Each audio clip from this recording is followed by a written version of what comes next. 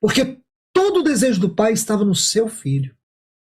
Este Filho sempre foi eternamente o objeto do amor do Pai. E o Pai sempre foi para o Filho um modelo a ser seguido, a ser vivido. Porque a vida do Pai estava no Filho, a vida do Filho estava no Pai. Eles não viviam para eles mesmos, eles viviam um para o outro. O Filho só faz aquilo que ele vê o Pai fazendo. Ele não faz nada de si, como também não faz nada para si. Tudo que o Filho faz, ele faz para o Pai. Tudo que o nosso Senhor Jesus fez na terra, ele não fez, em primeiro lugar, para nós. Ele fez para o Pai. Quando ele morreu por nós, ele fez isso para o Pai. Quando ele foi até a cruz por nós, ele fez isso para o Pai. Mesmo que naquela cruz o Pai teve que abandoná-lo, ele disse: Deus meu, por que me abandonaste? A profundidade dessas palavras não se esgotariam nesta reunião, irmãos, nesse momento que nós estamos aqui. Porque são palavras de uma extraordinária profundidade. Mesmo assim, se sentindo só, na sua humanidade, tudo aquilo que ele fez para o Pai. Mas aqui é algo que eu quero chamar a atenção de vocês. Sobre esta frase. O Verbo estava com Deus. Os teólogos chamavam esta relação íntima e pessoal entre o Pai, o Filho e o Espírito de pericorese. Essa é uma palavra grega que é formada por dois vocábulos. Foram os pais capadócios que chegaram a essa conclusão acerca dessa palavra. E quando eles estudaram, aqueles pais capadócios, eles estavam estudando sobre a relação da Trindade, a íntima relação da Trindade, a relação entre o Pai, o Filho e o Espírito Santo. Eles perceberam que isso aqui era como que uma pericorese, baseado em outros estudos, como, por exemplo, o conceito gramatical da interpretação dessa frase, baseado no entendimento dessa pequena preposição com Deus, com pros, que traz a ideia de um ser que se dirige ao objeto, quando ele é movido, regulado, os seus movimentos por esse objeto, baseado nessa ideia, eles perceberam que isso aqui era uma pericorese. O que é pericorese?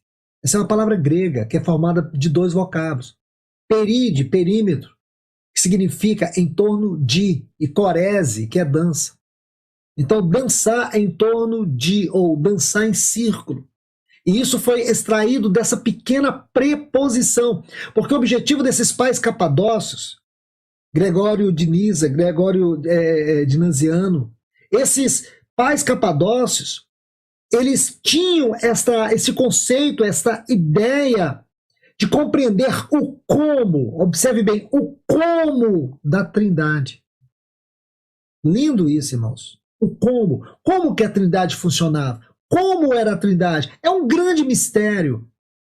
Porém, eles tomam uma pequena preposição e eles ampliam o entendimento. É como a pericorese, é como uma dança, é como estar em torno, é como se o Pai estivesse em torno do Filho, como se o Filho interpenetrasse o Pai em amor, afeto, dedicação, devoção, entrega.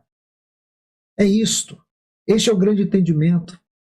O que é mais impressionante é que esta ação pericorética entre as benditas pessoas da Trindade é uma ação inclusiva. Irmãos, isso é extraordinariamente maravilhoso. O que essa dança pericorética entre essas pessoas nos ensina é que há na Trindade uma relação inclusiva. Esse é um movimento inclusivo e não exclusivo. Essa talvez seja a verdade mais estonteante, mais gloriosa que nós podemos adquirir quando você está dentro da esfera deste assunto, quando você consegue penetrar nessa doutrina, neste ensinamento, nesta comunhão, nessa realidade, nessa experiência. É que esta ação pericorética, ela é uma ação totalmente inclusiva e não exclusiva. É uma ação de amor que não está fechada nestas pessoas, e sim aberta a todos nós. Os teólogos latinos da Idade Média, no período escolástico, eles também estudaram esta palavra. E eles colocaram um pontinho a mais, um itemzinho a mais. Quando eles estudaram o que estava baseado nos escritos dos gregos antigos sobre esse texto, sobre essa frase, o verbo estava com Deus, depois tomando aí o que os pais capadócios acrescentaram sobre a pericorese, eles também avançaram. E aqui eles usaram uma palavra para esse relacionamento trinitário, que é circuncisão. A ideia de algo que entra dentro do outro, que transpassa. Algo que penetra dentro do outro. Algo que vai para dentro do outro, vai em direção ao outro. Que coisa linda, irmãos. Tudo isso para nós entendermos a transcendência e a imanência de Deus. O que estamos vendo aqui é o aspecto da transcendência. Mas agora estamos vendo o movimento da imanência de Deus. Porque é interessante notar que o Senhor Jesus, ele vai dizer 3 vezes no Evangelho de João: eu estou no Pai e o Pai está em mim. João 10, 38 e João 14, o versículo 10 e o versículo 11. Quando você estuda o capítulo 17 do Evangelho de João, nós vemos naquela oração sacerdotal do nosso Senhor Jesus a revelação do mistério da vida interior. E nessas profundezas misteriosas, vemos que a obra da salvação foi preparada e realizada dentro da eternidade. E aqui nós vamos começar a entender algo maravilhoso, algo sobre a inclusividade desta pericorese. E aqui nós precisamos ler alguns textos. Primeiro, Efésios capítulo 1, versículos 4 a 6. Efésios capítulo 1, versículos 4 a 6. Está assim: assim como nos escolheu nele antes da fundação do mundo. Olha essa frase: nos escolheu nele antes da fundação do mundo, para sermos santos, irrepreensíveis perante ele, e em amor nos predestinou para ele, para a adoção de filhos, por meio de Jesus Cristo. Podemos até observar algo nesse texto. Deixe-me terminar de citá-lo. Segundo o beneplácito da sua vontade, para o louvor da glória e de sua graça, que ele nos concedeu gratuitamente no amado, o amado da Trindade. Deus nos escolheu nele antes da fundação do mundo, por meio de Jesus Cristo, gratuitamente no amado. Assim podemos sintetizar esse texto. Deus nos escolheu nele antes da fundação do mundo, por meio de Jesus Cristo, gratuitamente no amado. Outro texto que eu quero citar é 2 Timóteo capítulo 1 e o versículo 9. Paulo diz assim: que nos salvou e nos chamou com santa vocação, não segundo as nossas obras, agora observe, mas conforme a sua própria determinação e graça, que nos foi dada em Cristo, observe bem, antes dos tempos eternos, antes dos tempos eternos. Deus já havia proposto nos salvar, nos chamar. Ele declara isso como santa vocação, não segundo as nossas obras, porque não haveria nada que fizéssemos, não poderia ser o suficiente para alcançarmos essa tão grande salvação. Ele nos salvou, ele nos chamou, conforme a sua própria determinação e graça. Não tire a palavra graça daqui, porque essa palavra é a chave desse texto, que nos foi dada em Cristo Jesus. A nossa salvação, o nosso chamado, a nossa vocação nos foi dada conforme a pessoa do nosso Senhor, antes dos tempos eternos. Que lindo isso, irmãos. Outro texto, Tito capítulo 1, os versículos 1 e 2, quando Paulo diz: Paulo, servo de Deus e apóstolo de Jesus Cristo, para promover a fé que é dos eleitos de Deus e o pleno conhecimento da verdade segundo a piedade, da esperança da vida eterna, que Deus, que não pode mentir, prometeu antes dos tempos eternos. É uma maneira de dizer dentro da eternidade, na eternidade, Deus nos escolheu. Na eternidade, na esperança da vida eterna, Deus prometeu para nós esta fé que é dos eleitos, essa fé que é um dom de Deus. Apocalipse capítulo 13, versículo 8. Observe bem, Apocalipse 13, 8. E adorá-lo-ão todos os que habitam sobre a terra, aqueles, eu quero que você observe isso, cujos nomes não foram escritos no livro da vida do Cordeiro que foi morto. O Cordeiro que foi morto. Esta é a frase que eu quero que você extraia, retire desse texto. O Cordeiro que foi morto desde a fundação do mundo. Então, quando Deus criou o mundo, esse texto está dizendo, havia um Cordeiro crucificado, havia um plano de salvação que incluía a morte do seu filho. Amados irmãos e irmãs, após lermos todos esses textos e vermos todas as assertivas, as proposições que foram feitas, inevitavelmente, creio que somos conduzidos a ver a grandeza do caráter eterno de Deus e a sua magnífica obra dentro do plano eterno, dentro do contexto eterno. Aqui nós somos contemplados, ou chamados a contemplar a vida além do véu, entrar dentro da eternidade e ver o grande plano de salvação. Não há nada do ponto de vista do conhecimento que seja maior do que isso. Esse descortinar deve ser para nós algo de adoração, de reverência. Nós precisamos entender que agora Deus nos coloca em seu plano. Deus nos leva a experimentar algo sublime, de extrema grandeza, onde nós somos levados a ver, a contemplar que Deus nos inclui dentro desta esfera da Trindade. Em que sentido? Nesta dança inclusiva. Em que sentido? Em tudo aquilo que nós temos, nessa bendita salvação, nesta obra de graça, de misericórdia, de amor de Deus, obra a qual Ele efetuou em seu Cristo, em seu Filho, para nos salvar. Você consegue dimensionar isso? Você consegue perceber a grandeza disso? Meus amados irmãos e irmãs, nós não podemos pensar na salvação como uma obra pequena, como uma coisa pequena. Você tem que ver a salvação nessa esfera, nessa grandeza. Você tem que ver a salvação dentro da esfera eterna.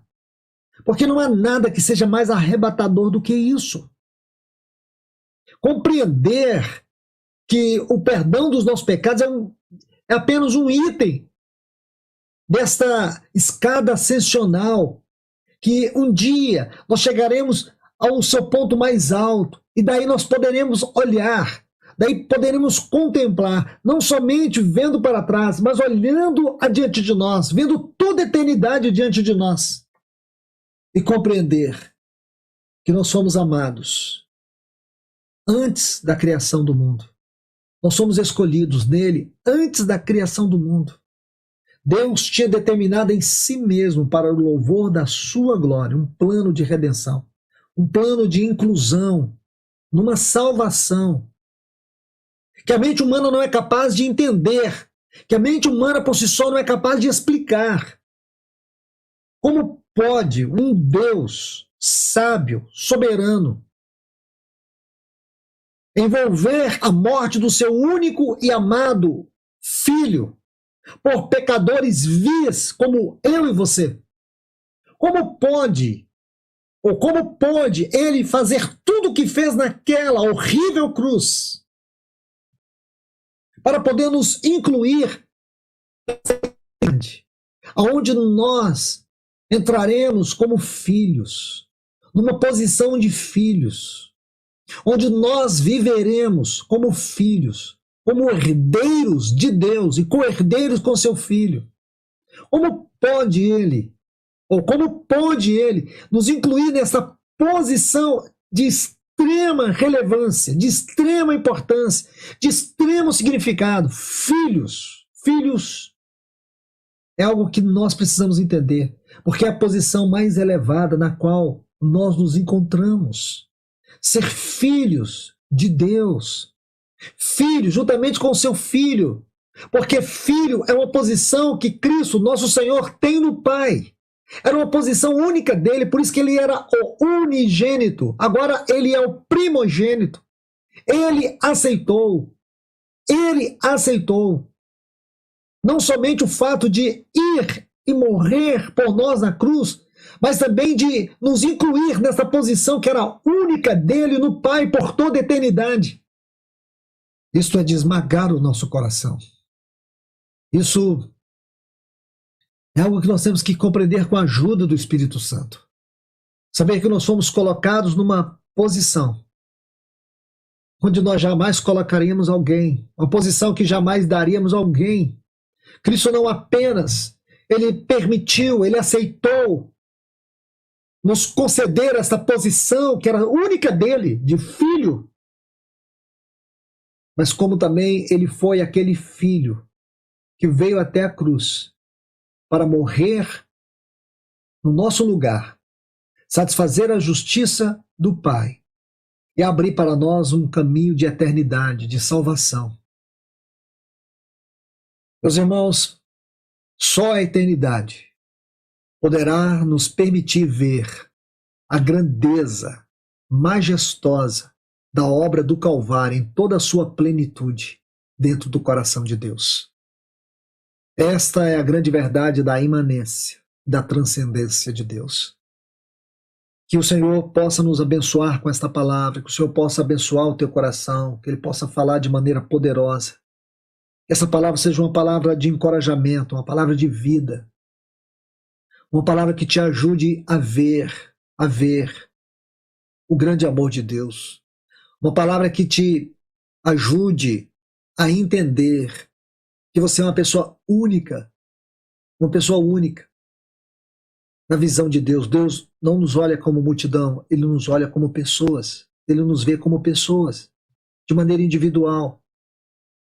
Quando Ele decidiu salvar você, Ele não te colocou dentro de uma multidão, Ele olhou nesse plano você em Cristo, Ele, assim como nos escolheu nele, Efésios 1:4, Ele vê cada um de nós, Ele vê a nossa fé, Ele olha e contempla cada um de nós, a nossa entrega.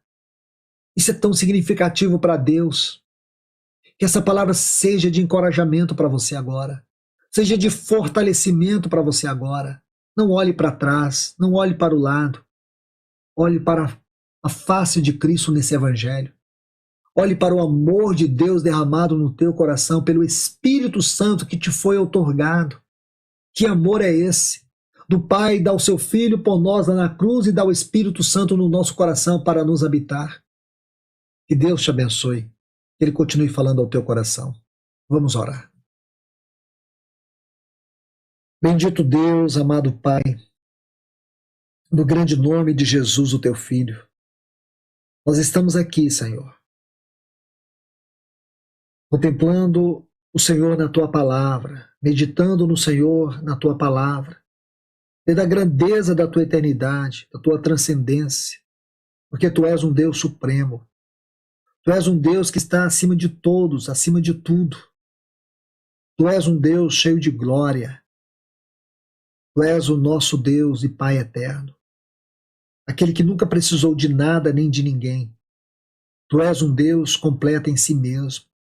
Porém, Pai, tu quisestes, foi o teu desejo, foi o teu plano nos incluir na tua eternidade, nos levar para dentro dessa eternidade, no extraordinário e magnífico plano de redenção em teu Filho, que teu Espírito Santo hoje está magnificando e glorificando essa obra em nós, nos ensinando toda a verdade, nos fazendo lembrar de todas estas verdades. Então, Pai, queremos aqui te agradecer. Conforte o teu povo, a tua igreja nesta hora. Olharmos para essa tão grande salvação com reverência, com temor. Que isso seja de encorajamento para nós. Que isso seja de fortalecimento para nós nesta hora, Senhor. Por quê? Porque nós sentimos que está muito perto do Senhor vir e consumar nessa dispensação a tua obra. Porque em todas as dispensações passadas, o Senhor já cumpriu. E temos a certeza que o Senhor cumprirá nesta hora. Nos ajuda. Esta, Senhor, é a minha oração e creio que de todos os meus irmãos e das minhas irmãs. Nos ajude, Senhor. Nós te agradecemos em nome de Jesus. Amém. Amém. Que Deus abençoe a todos. Um grande abraço. Que a bendita palavra do Senhor continue